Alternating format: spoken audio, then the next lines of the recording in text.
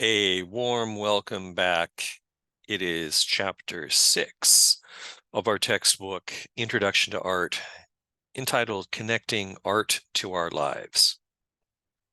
So, after completing this chapter, you should be able to understand the philosophy of aesthetics in the visual arts, identify the purposes art serves in society, understand the function of art as a means of communication, and finally, understand how architectural forms contributed to and enhanced religious cultures.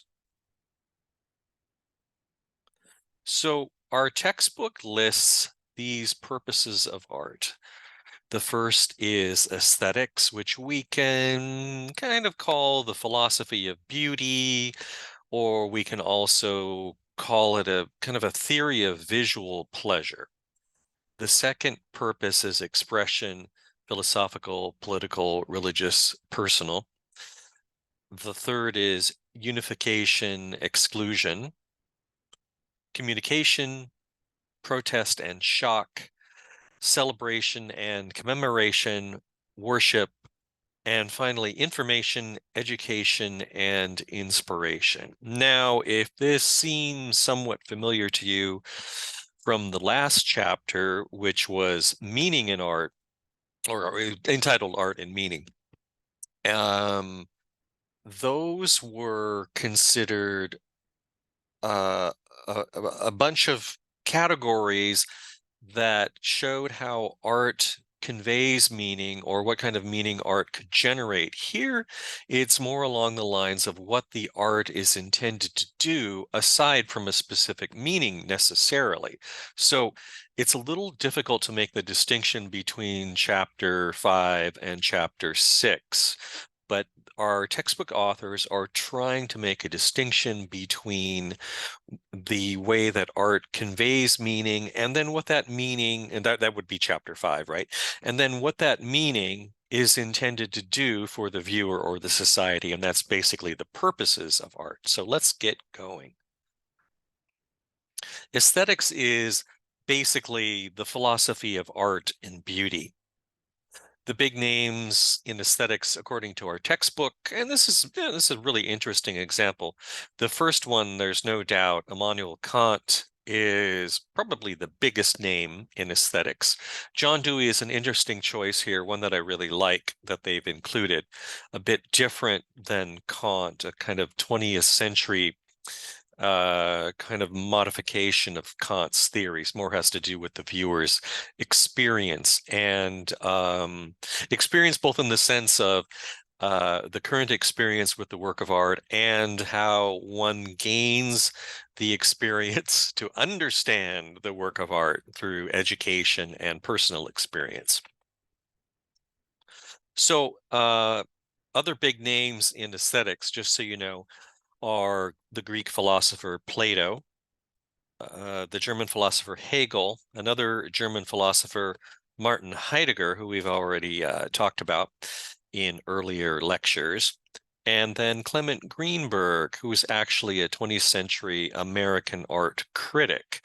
Now, this list could go on forever and ever because everybody has an opinion about art. So in a sense, everybody is a philosopher of art based on their personal opinion about it. But Kant is a big deal because he aligns the subject, meaning the viewer, us, he aligns the subject with the universal in the judgment of taste, meaning we like something, something gives us visual pleasure, and there's something, we assume that other people will find the same pleasure in this particular work of art. And that's basically the judgment of taste. When my personal view aligns with what most everyone else thinks, this is the judgment of taste.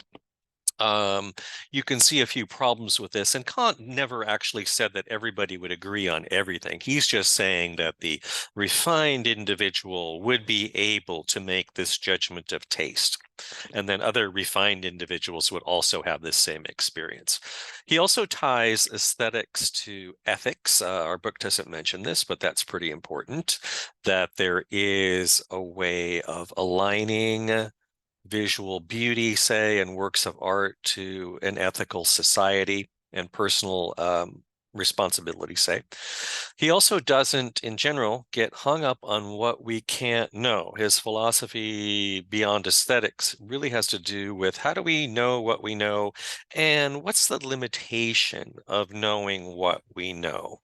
Because there's obviously that aspect of we are limited in our consciousness. So Kantian limitations, he doesn't actually have a distinct theory of art in his famous book, The Judgment of The Critique of Judgment is what the title of the book's called.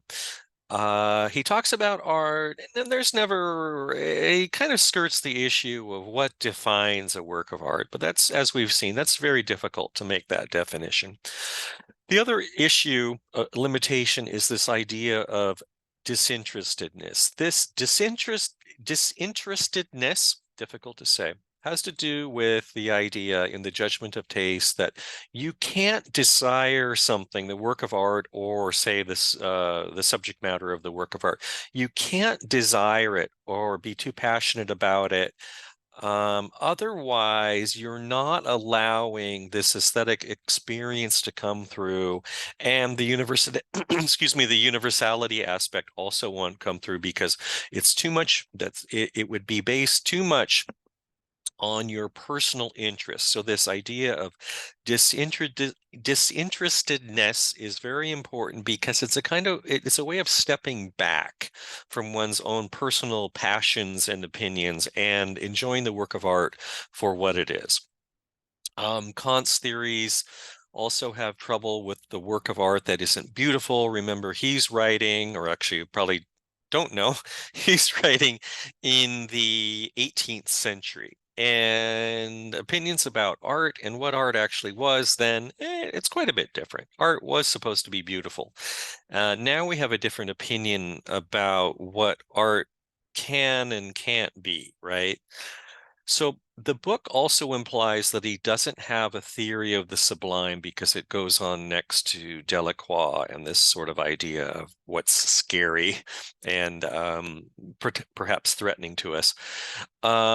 He does actually have a theory of the sublime. It's quite important, but he thinks it applies better to nature. So this theory of the sublime has to do with a potentially threatening situation, say, that's depicted, or something overwhelming to one's experience, like standing on the edge of the Grand Canyon or looking at the night sky. This is an experience of the sublime where you feel kind of you feel made smaller or perhaps in some kind of sense of danger. But of course, the work of art is a way of kind of corralling this feeling of the sublime so you don't feel actually threatened, just sort of mentally threatened. And this gives you a sense of pleasure. This is a good example, and this is what our book is basically getting at, this sort of idea of you're watching this terrible situation where Sardanapalus is having his concubines and his possessions destroyed rather than give them to his enemies. And this is a good example of the sublime because you feel this sense of terror, and yet you're not personally threatened by it. But it's a way of experiencing this kind of horrific scene in a way that brings you pleasure, at least visually, say. Now, the book goes to great lengths talking about this Lamborghini and how it was drawn on with a Sharpie and how one might experience this car, the drawing on the car in different ways. Bear in mind, if you were a real car nut, maybe you would want to possess the automobile, right? The book is making the case that one can experience this as a kind of pure visual pleasure, enjoying the beauty of the car and the drawing on it without, well, they don't actually talk about this, without actually wanting to own the car. But notice this kind of contrast here of the personal pleasure aspect of just enjoying the visual aspects of this versus that would be the disinterestedness part. But the problem is maybe you're thinking more about, wow, I'd really like to have a Lamborghini someday, and then I could drive so fast and be totally popular. So the next category of purposes of art is expression, and that can be philosophical, political, religious, personal.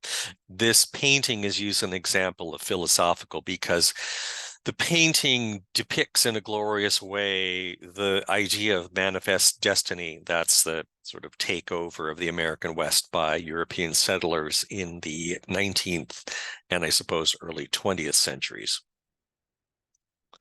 The Dome of the Rock shown here is an example in the textbook of unification and exclusion. And it's actually an example of unification, an architectural form for the mosque that is intended to create a place of worship for Muslims and sanctify the place where Muhammad is said to have ascended to heaven on a winged horse. Now, what's interesting about this is there was no Islamic architectural vernacular at the time this was built, about 1,300 years ago, if my math's right. And the form is borrowed actually from a Christian church that's nearby. Now, despite the fact that this is in Jerusalem and different religious traditions, Jewish, Muslim, and Christian fight over this place and the religious meaning of the place, this is still an example in our textbook of unification because of what it's intended to do. Oh, sorry. Next, we have communication. This snake goddess from the Minoan civilization in ancient, very, very ancient Greece. The book talks about how in a pre-literate culture, people who couldn't read would be able to understand this. I would make the contention, though, that you would need some sort of cultural background to understand that the snakes actually represented rebirth because they shed their skins and sort of grow a new one. And so this is a fertility goddess. As you might expect, the bare breasts would indicate a kind of fertility. And, there are different visual clues that nonetheless need a kind of cultural grounding to understand, despite what our textbook says.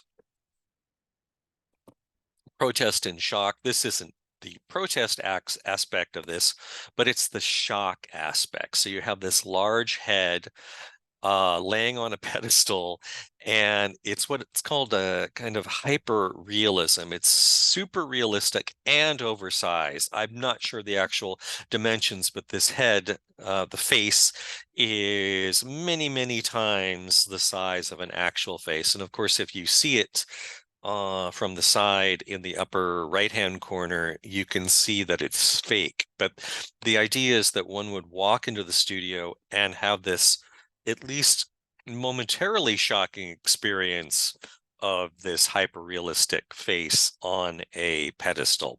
Think too how this would be aligned with the idea of the sublime, this kind of threatening, innocent, shocking experience that would quickly dissipate when you realize the head wasn't real. Celebration and commemoration.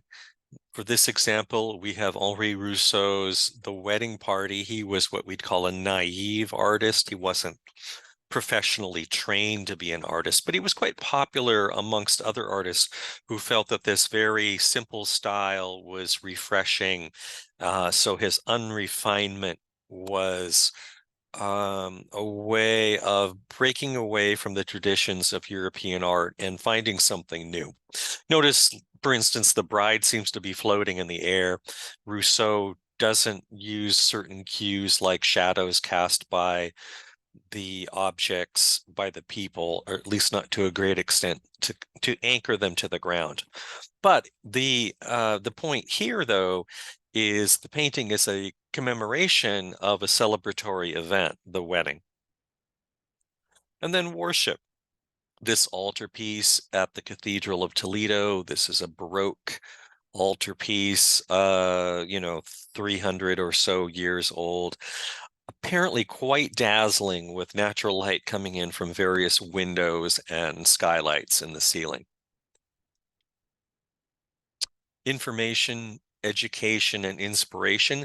Our book doesn't go into great detail about what they mean by inspiration, but there is a lengthy section in this section of the chapter, on photography and the role that it played in disseminating information to the public. And then another of interest is our textbook's authors focus on, with this widespread dissemination of information, you also have a spread of disinformation. And of course, it doesn't mention social media, but we all know that the dangers of spreading misinformation is detrimental to society, and something that perhaps people didn't really consider.